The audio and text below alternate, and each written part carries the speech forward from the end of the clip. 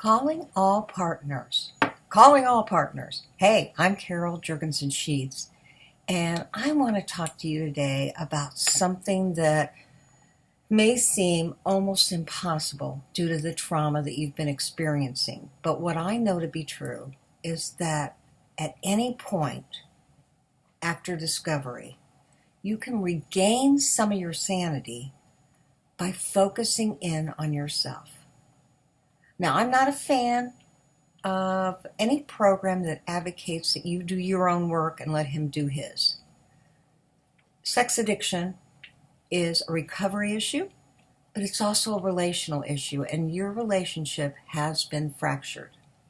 So I want to tell you, I 100% understand that. But what I also know that we don't focus enough on is the fact that you're strong, you're resilient, and the more you can focus on what you need to feel whole, what you need to feel more serenity, what you need to feel more control in your life, is going to take you further down the road of your own recovery from this issue. You didn't with it, but the fact of the matter is you are. And therefore, what I want to convey today is that we have to look at the traumatic growth that can occur as a result of this. In other words, you are strong and you can get stronger. But I have to tell you, this means you have to look at your own strengths. You have to be able to create a support system that allows you to be honest, authentic, genuine, and a support system that says, okay, it's time to take care of you. You may not be able to necessarily trust him at this point. So what can you do to get stronger? The first thing I advise is a coaching technique. And that technique is about knowing your personality strengths. So I want to give you a homework assignment. I want to say to you, hey, you need to know what are many of the characteristics about you that has made you not only a survivor, but a thriver. Right? I mean, you are a survivor, and what you're wanting to do so badly is thrive. Now, I know that I've got a lot of people that have just experienced discovery and they don't feel strong. But I also have a lot of women that have been dealing with this sex addiction for 1, 2, 5, 10, 15 years. And if you're still being triggered and you're traumatized, it is time to focus in on those skills that will make you healthy. You can't depend on his recovery to do that. And if he is in good recovery, you've got to be able to take that shift and use some important skills that will make that happen. So, what are some of your personality strengths? Are you determined? Are you strong? Are you intelligent? Are you persistent? I bet you're loyal. I bet you're loving. I would think that you probably are tenacious. Okay, I just gave you some personality strengths that may fit who you believe you are. Now here's the assignment.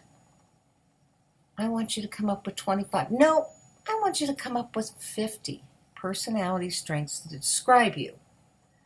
I'm dependable. I'm generous. I'm passionate. I'm spiritual. You get the gist. They have to be adjectives. They can't be roles. You can't say I'm a good wife. You can't say I'm a good mother. You can't say I'm a homemaker. You can't say I'm a CEO. You've got to come up with the adjectives that describe who you are. Because when you know who you are, you're much more likely to be able to fortify yourself with your own sense of confidence. Now, I get it. Your confidence has been shaken to the core. But you never want to give anybody that power. Hey, boo, don't you agree? Nobody should take away that power, huh, baby? Mm-hmm. So here's what I want you to know. And actually, I want you to write it down. If you're one of my clients, I've already made you write this down because it is so imperative to who you are. I want you to write down the mantra.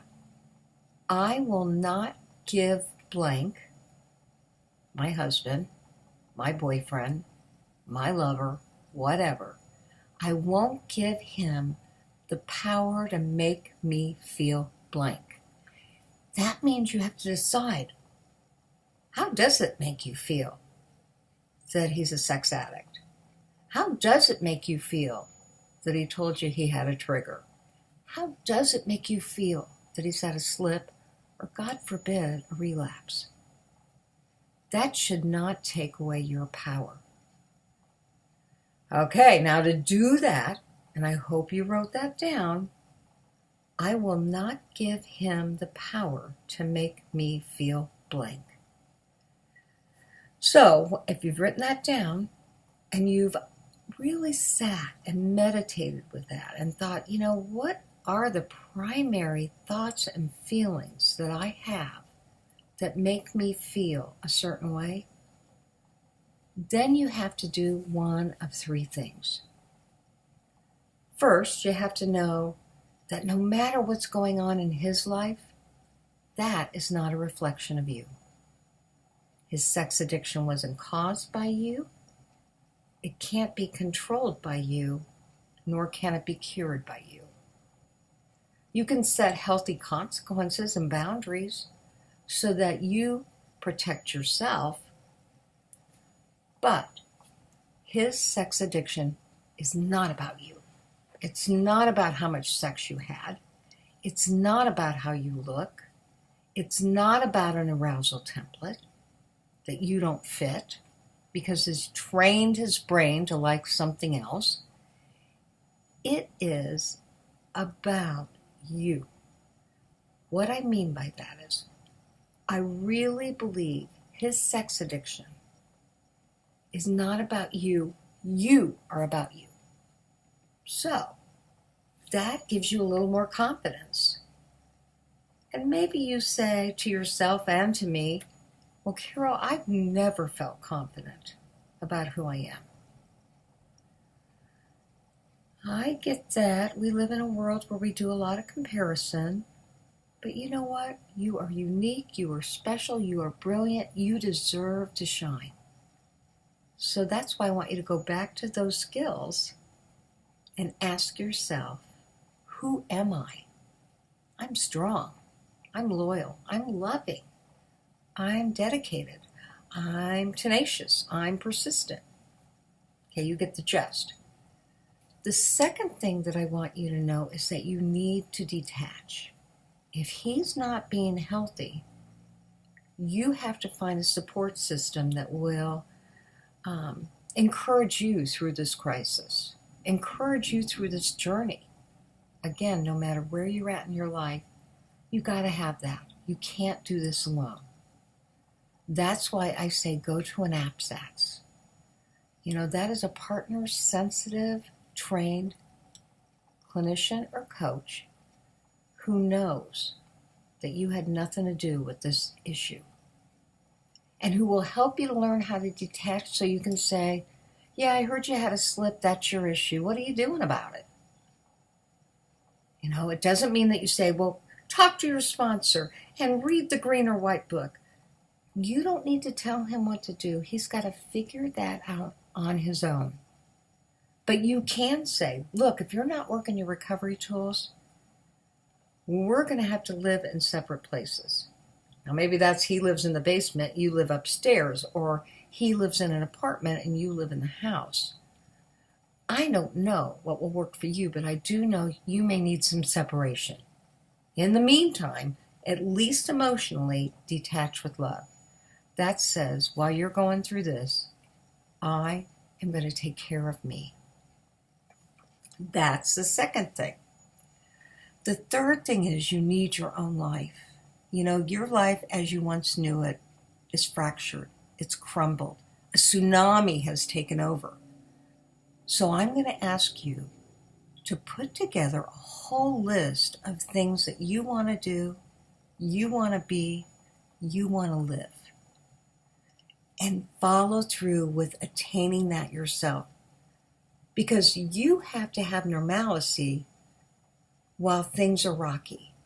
And if he's in good recovery, yay. Maybe you're having these triggers and you're feeling these feelings and he's in good recovery. Well, you still need to focus on the fact that you can make yourself happy. You can love. You can love your kids. You can love your puppy. You can love.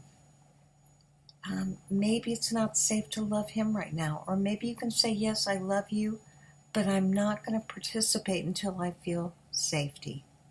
Safety and stabilization. So, okay, you just got some helpful hints. I want you to listen to this YouTube again, and I want you to write it down. I know you can make it. I know you can do these things, and I know you can live better than you are right now. Because I don't want you to be a victim. I want you to be a survivor, and then I want you to move and become a thriver. You deserve that for you. I'm Carol the Coach, aka Carol Jurgensen Sheets, and you can go to my website, Sex Help with Carol the Coach. You can listen to my radio shows, they're podcasts, Sex Help with Carol the Coach, or Betrayal Recovery Radio, specifically for the partner. Or you can go to my other website, Carol the Coach, which is just to help you take your life to the next level. I have made it my life to help you get through this crisis. I'm here for you. And there are a lot of other people that are here for you too. You make it a good week, and we will talk again soon. And as I say at the end of every podcast, there will only be one of you at all times, so fearlessly have the courage to be yourself, and if you're not sure who that is, that's your job to figure it out.